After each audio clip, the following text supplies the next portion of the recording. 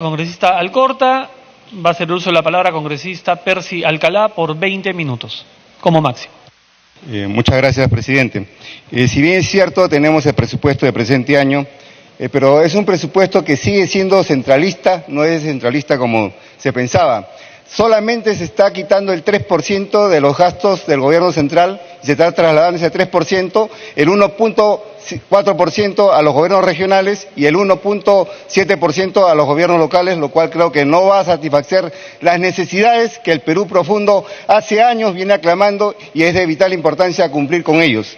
Yo creo que hoy en día, si bien es cierto, este presupuesto ha crecido en un 6.9%, todavía pienso que no es lo real, pero también hay que ajustarse en varias cosas y vemos con mucha preocupación cada año a año, si analizamos el presupuesto de la República de hace 10 años atrás, cómo ha venido, decreciendo los gastos de inversión y han venido creciendo los gastos de gastos corrientes. Se ve principalmente que también hoy en día los contratos tipo CAS y terceros se han pasado a la modalidad de bienes y servicios, por lo tanto se puede ahí apreciar que hay una distorsión. ¿Qué es lo que tenemos que hacer, señor presidente del Consejo de Ministros, señor ministro de Economía, a través de la presidencia?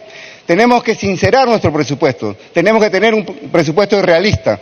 Hay varios factores que yo creo que hay que trabajar fuertemente en lo que se refiere en estos días que nos quedan para aprobar el presupuesto de la República, considerando uno de los puntos principales: ¿cuánto paga anualmente el Estado por el concepto de alquileres?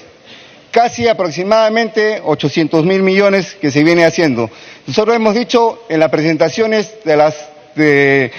cuando se le ha dado la confianza a los consejos de ministros acá claramente, que por qué no bancarizamos esto a través del Banco de la Nación y lo que presupuestamos en forma anual por el concepto de alquileres, que el banco nos sirva, de palanca y se construya locales propios. Por lo tanto, de repente aquí a 10, 12 años ya no tengamos que cargar, con esa carga que es bastante pesada de alquileres. Miren ustedes, en el caso de la SUNAT, tienen más alquileres que 30 pliegos presupuestales.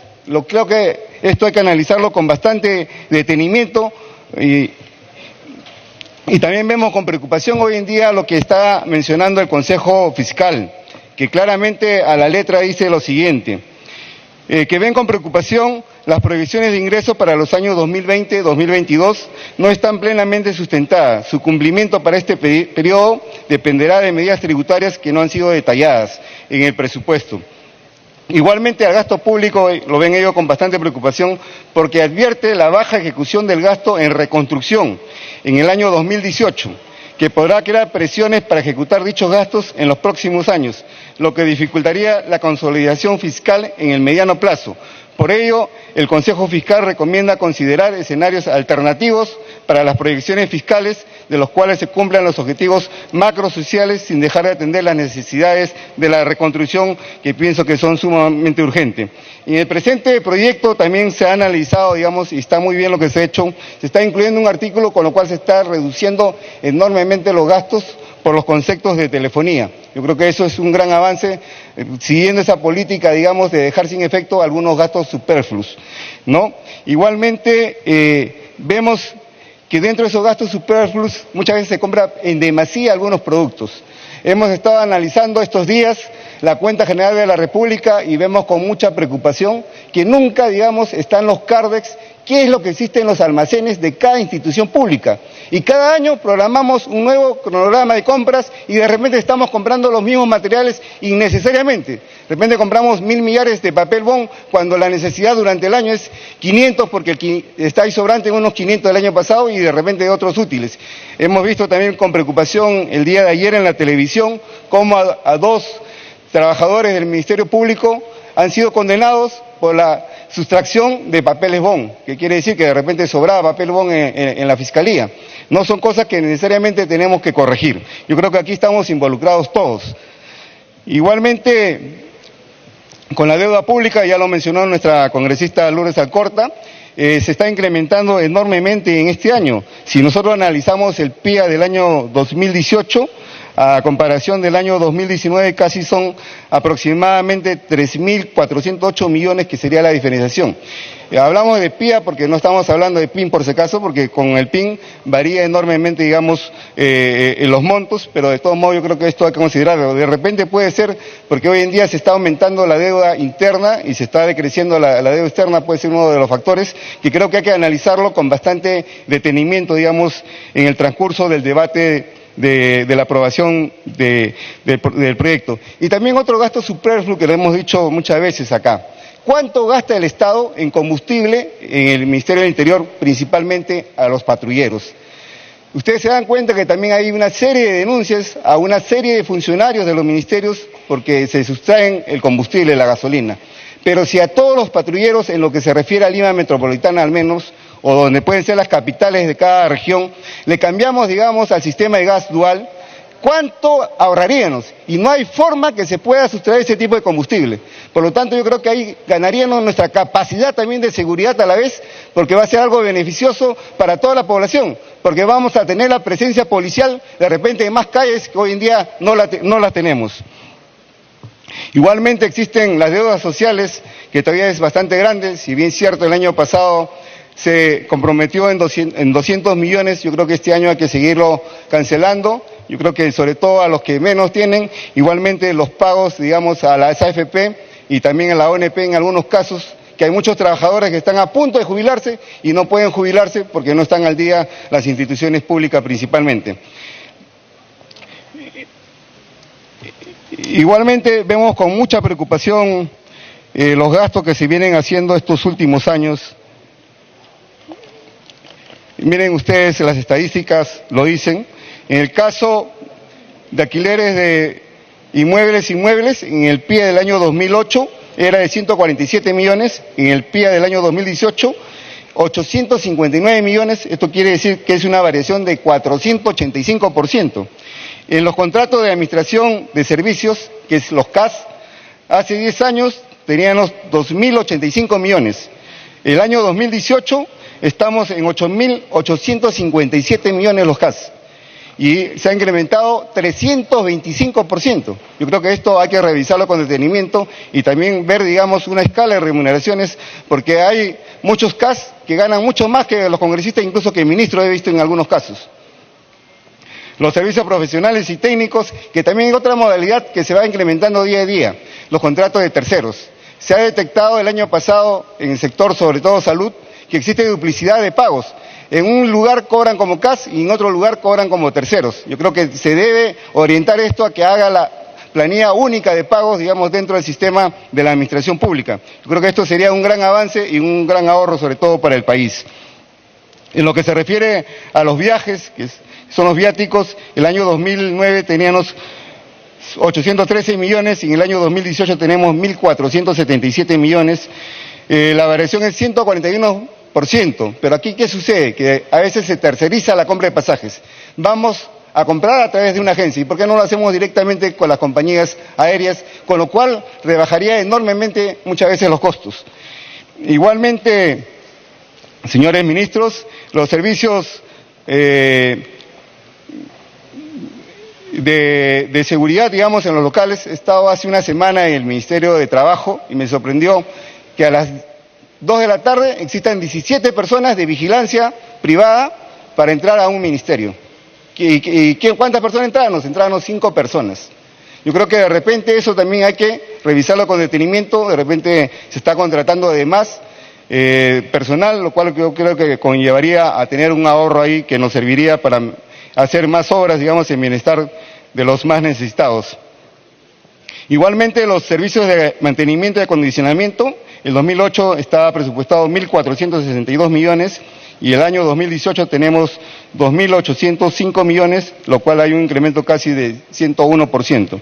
Yo creo que estos gastos necesariamente hay que analizarlos con detenimiento y también lo que nosotros pedíamos, que no solamente revisar las partidas genéricas, sino también hay que revisar las partidas específicas de institución por institución, pliego por pliego, porque de repente este año estamos presupuestando 100 millones, cuando su gasto anualmente son 80 millones y al final del año hay un saldo de balance de 20 millones. Yo creo que hay que sincerar, por eso necesariamente lo que se refiere a los gastos que se tienen que ver. Por ejemplo, también algo muy importante que siempre me ha preocupado, Pronavec.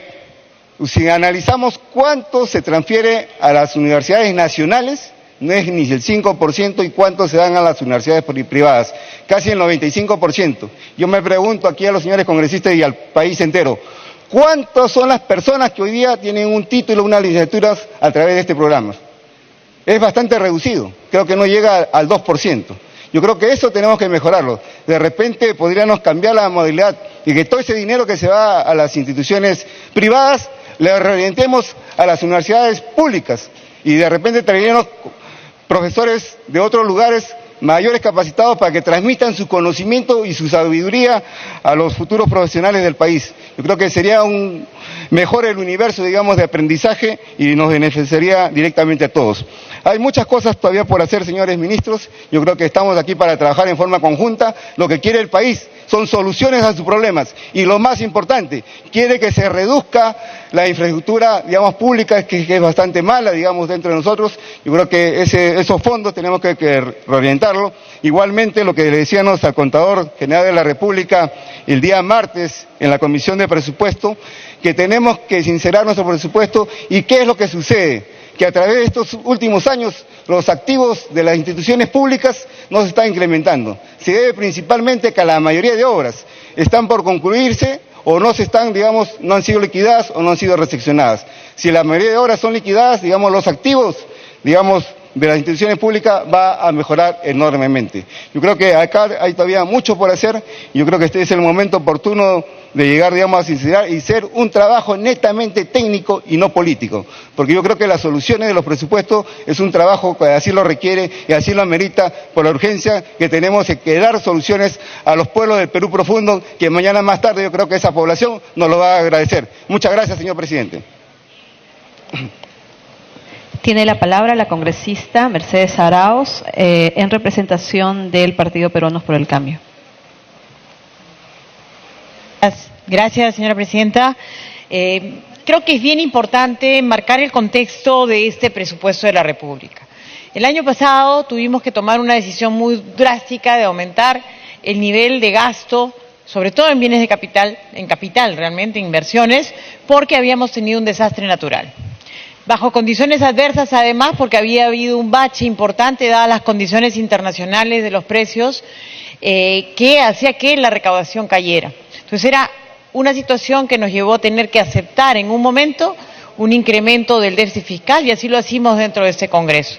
Este año, gracias a las medidas que se aprobaron, también se pudo hacer una recuperación de lo que va a suceder en términos de crecimiento. Este año estamos creciendo a un ritmo de casi 4% o 4%, una perspectiva mejor, y ese crecimiento también lleva a una mejor recaudación, lo que lleva también a tener mejores resultados y perspectivas para el próximo año. El próximo año estamos hablando de un buen crecimiento económico de 4.2, esto gracias también a las nuevas inversiones que se están dando en el país, con un movimiento a favor en materia cambiaria, en variación acumulada de la inflación, que va a ser muy pequeña, 2.5, y una mejora real pequeña en los términos de intercambio.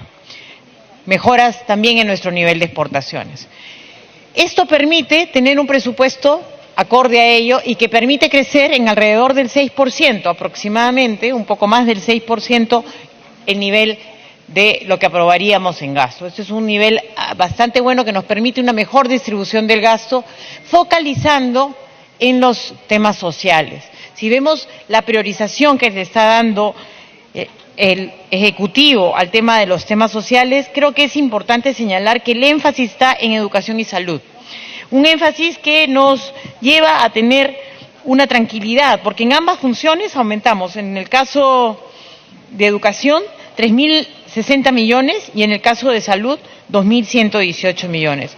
Más de 5.000 millones de soles en estos dos sectores, y con una participación importante en cada uno en materia del presupuesto, así como en materia de lo que es el PBI. Estos son incrementos que tienen correlatos con el gasto corriente, porque efectivamente parte de esos gastos van a implicar mejoras para el gasto de entidades como las universidades públicas, un incremento a los docentes que es de 200 soles en el próximo año, con los cuales los maestros van a tener una mejora salarial y vamos a cumplir con los compromisos que se habían establecido anteriores, un aumento también en el mantenimiento de las escuelas y también en salud, la provisión de incrementos para fortalecer la política remunerativa que también tenemos en el sector salud. Ambos sectores son sectores primordialmente de gasto corriente y eso es lo que hay que tener en cuenta. Por eso es que vemos el peso del gasto corriente dentro de la materia del gasto global que tiene el sector economía, ¿no? El que nos ha planteado el sector economía. Esa es la sensibilidad que está ahí, un incremento importante en estos dos sectores. Por supuesto, también hay gasto corriente en la parte de salud, en lo que es la operación misma. Para poder cubrir el tema de anemia, no solamente hay que gastar en compras particulares de bienes, sino hay que gastar en la propia gestión del proceso para llegar a la madre y a los niños de 0 a 36 años, la madre gestante y los niños de 0 a 36 años. Entonces yo creo que hay que mirar el tema y entender que la operación del Estado necesita trabajar el gasto corriente. Es cierto, comparto la inquietud que plantea el congresista, nuestro colega de Fuerza Popular, porque se entiende que hay que tener mayor claridad en cómo estamos utilizando este gasto y sincerar, creo que es un momento importante de revisar el tema de la ley Servir, cómo la estamos implementando, cómo estamos asegurándonos de que se cumpla la meritocracia y los procesos se den. Pero tenemos que entender que hay gasto corriente para operar. Le doy la interrupción en un par de segundos tanto al señor Costa como a la señora Montenegro que me han pedido las interrupciones. Pero déjeme terminar este concepto 5 minutos, por favor, para poderlo darle la interrupción, si me permite. Entonces quiero que tengamos eso presente. Lo mismo pasa con la estrategia de la violencia que sufren las mujeres. Este incremento es sustantivo. Son más o menos 271 millones de soles, mejor dicho, casi 200 millones de soles lo que se aumentan en este tramo. Gastos que en realidad iban con niveles muy pequeños, pero eso va a implicar, por ejemplo, el tema de las cámaras GESEL para el Ministerio Público, aumentar presupuesto para personas que van a ser especializadas en la Defensoría del Pueblo, en el Ministerio Público, en los temas de lo que es violencia contra la mujer. En particular, quiero resaltar que se duplica, aunque todavía sigue siendo pequeño, el gasto que había en el tema de trata, que es uno de los temas centrales que tenemos que tener para poder evitar la violencia que estamos viendo en Madre de Dios, que estamos viendo en Cusco, que estamos viendo en muchas regiones. Ya le di la interrupción a 2 personas, si me permite, perdóneme, congresista. Entonces creo que esto es importante verlo y esto es gasto corriente, pero eso vale la pena señalarlo. También concuerdo, y felizmente, eso lo hemos conversado también con el ministro de Economía, con el tema de los alquileres y la gestión de todo lo que son los bienes del Estado. Entiendo yo que con la ley, el decreto legislativo de abastecimiento, se va a trabajar en eso del manejo de la gestión de todo lo que son los bienes del Estado. Esto es bien importante porque ese desorden que bien señalado el congresista que me antecedió tiene claridad ahí, que si no ordenamos el buen manejo de los bienes del Estado, tenemos un problema hasta no solo en alquileres, sino seguros y otros manejos. Entonces, todo el tema de un buen manejo de la gestión de los bienes públicos va a implicar, y eso lo veo que está en el proyecto de la ley de abastecimiento que se está planteando a partir de las facultades delegadas, va a ayudar a que esto se resuelva. Creo que es un proyecto que, como digo, tiene un énfasis en lo social y tiene un énfasis fuerte en lo que es gasto de capital, sobre todo a nivel descentralizado. No podemos descentralizar todas las funciones públicas. O sea, la defensa del Estado no se puede centralizar, relaciones exteriores no se puede centralizar, el pago de la deuda no se puede centralizar, en fin, todo lo que implica nuestra gestión en muchos espacios no se pueden descentralizar, pero en términos de ejecución de presupuesto para lo que son obras públicas se va a descentralizar, siendo que podemos sacar alguna de las áreas. Si miramos los cuadros, sacamos esas áreas que son netamente de orden del gobierno central lo que va a pasar es que los gobiernos locales y regionales pasan a ser un 44% de ese gasto. Y si lo vemos en gasto de capital, eso pasa a ser casi 50%. Entonces eso es un incremento que sí es relevante y creo que vale la pena tomar en cuenta. Voy a darle la interrupción, señora presidenta, tanto al congresista Costa como a la congresista Montenegro. Está en el uso de la palabra la señora congresista Gloria Montenegro, a quien le ha cedido la interrupción, por el espacio de 2 minutos. Muchísimas gracias, presidenta. Gracias a la congresista Mercedes Arauz. Solamente para una reflexión sumamente importante. A la fecha, a 3 meses y medio de terminar este año, tenemos la ejecución en gobierno nacional de 35%, de gobiernos locales de 38% y de gobiernos regionales de 29.6%. Pero lo que más me llama la atención, y vale la pena una explicación, es que siendo la inseguridad ciudadana y la corrupción los problemas más graves del país, porque si sumamos el tema de la inseguridad y la corrupción, está detrás la impunidad, que es gravísimo para el Estado de Derecho. El Ministerio del Interior, a la fecha, tiene registrado al día de hoy 20% de su presupuesto, a 3 meses de terminarse la gestión. Pero yo quiero protestar el día de hoy, porque en mi región se asigna 27.000 soles mensuales para el sistema de inteligencia que requiere la policía. Tiene un vehículo viejo y no tiene la gente necesaria, no tenemos los policías necesarios en un tema crucial en la región La Libertad, donde se ha incrementado notablemente. Ya ni hablemos ni toquemos el tema de salud. Por ejemplo, el Hospital Belén, que tiene más de 400 años de vida institucional, y el Hospital Regional Docente, que ya tiene un proyecto listo para hacer los cambios necesarios, no han sido atendidos. Y en educación, por ejemplo, el Colegio Andrés Avelino Cáceres de Cachicadán, más de 40 años de vida institucional, hemos ido a educación, a los diferentes ministerios. Ahora que está Economía y Finanzas acá, le pido resalte estos problemas cruciales. El José Andrés Rázuriz en San Pedro de Lloc, mire los problemas cómo están, y hasta ahora ese colegio no puede albergar a sus alumnos que están encargados en un instituto. Y el Colegio Gran Mariscal Ramón Castilla en Curgos, que si revisan los expedientes que hemos presentado por estos colegios, se va. Para terminar, señora congresista. De la necesidad de que no solamente es transferencia de recursos, sino transferencia de capacidades y un trabajo conjunto, articulado, para que realmente se haga lo que se tiene que hacer con eficiencia y con transparencia. Gracias, señora presidenta. Gracias, Mercedes. Muchas gracias, señora congresista Montenegro. Tiene el uso de la palabra el señor congresista Gino Costa por el espacio de 2 minutos. Gracias, presidenta. Saludar la presencia del Premier y el ministro de Economía. Agradecer también el mensaje alentador que traen en medio de la crisis institucional que vive el país, sobre todo en el ámbito de la justicia y la política. Por lo menos sabemos que en términos económicos la situación está bajo control. Estamos empezando a crecer y las perspectivas para los próximos años son buenas. Este presupuesto es un presupuesto expansivo, como se ha dicho, un incremento de casi el 7%. Es un presupuesto también descentralizador, como ha demostrado el ministro de Economía, al señalar que hay un incremento en relación con el presupuesto total inicial de casi 4 puntos porcentuales de mayores recursos que pasan a ser destinados a los gobiernos locales y los gobiernos locales que en relación con el año anterior. Y si vemos gasto de capital, eso llega a más de 7 puntos porcentuales.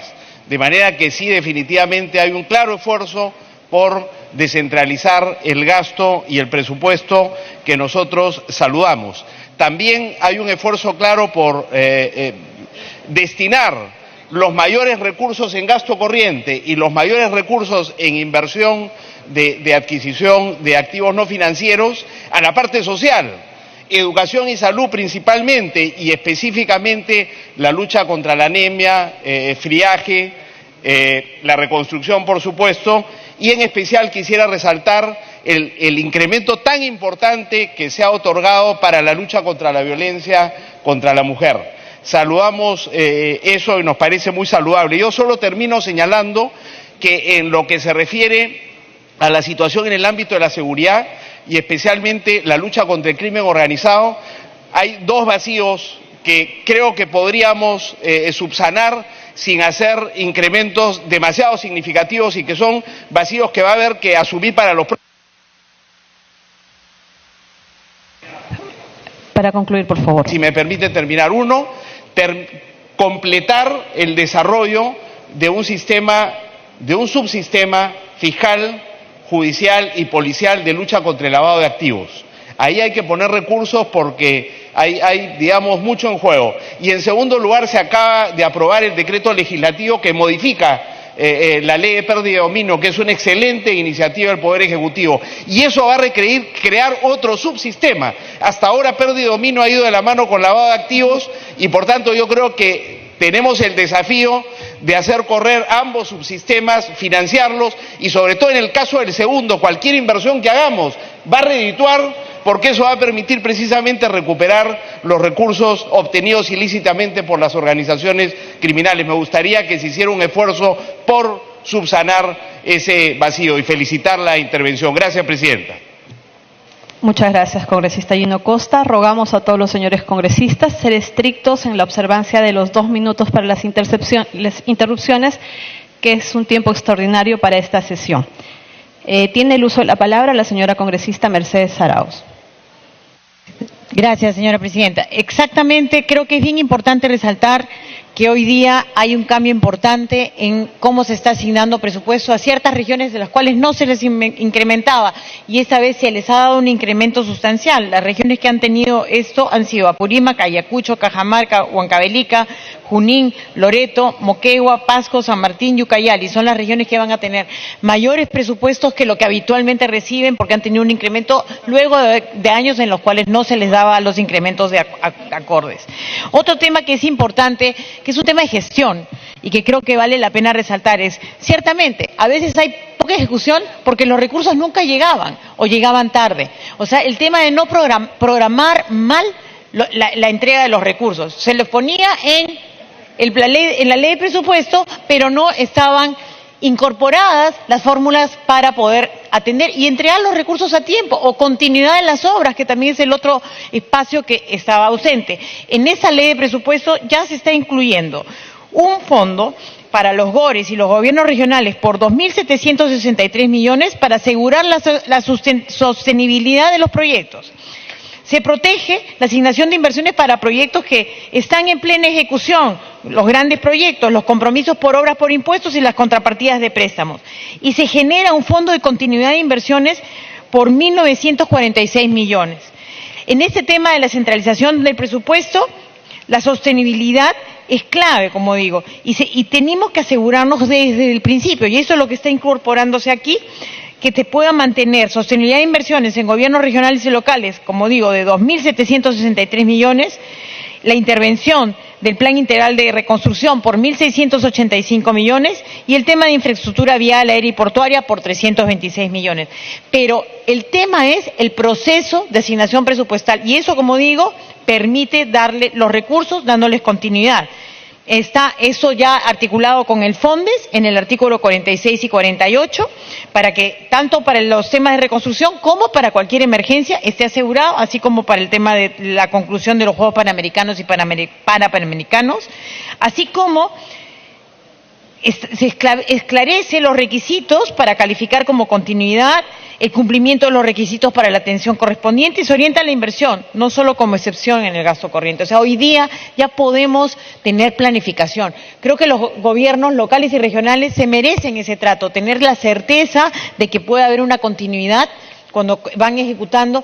Y esta es una forma de irnos acercando cada vez más a una planificación multianual. Un presupuesto que se pueda ver con continuidad y no un presupuesto que va sin una correcta planificación. Creo también que es importante señalar las políticas prioritarias. la lucha contra la violencia hacia la mujer, ya la mencioné, el tema del friaje y las heladas. Las intervenciones estratégicas que se van a dar ahí con la población implican recursos, y esta vez, por primera vez después de muchos años, porque se pararon durante la etapa del gobierno del señor Humala, estamos destinando 30 millones de soles para la protección del ganado a través de lo que son por cobertijos, por ejemplo, los cobertizos que son fundamentales. El tema de la vivienda, preparación de la vivienda en zonas rurales que tienen alto impacto de las menores temperaturas. Y todas estas intervenciones se van a hacer en el mes de enero. Esto es también crucial, no es atrasarnos en el proceso, sino intervenir a tiempo, que eso es trabajo que tendrá que liderar tanto el Ministerio de Vivienda como el Ministerio de Agricultura, ¿no? El tema, como le decía, de trabajar en el mantenimiento de obras también es importante. Nos hemos olvidado de que construir obras es insuficiente y tenemos que asegurar que ese mantenimiento se dé de manera continua.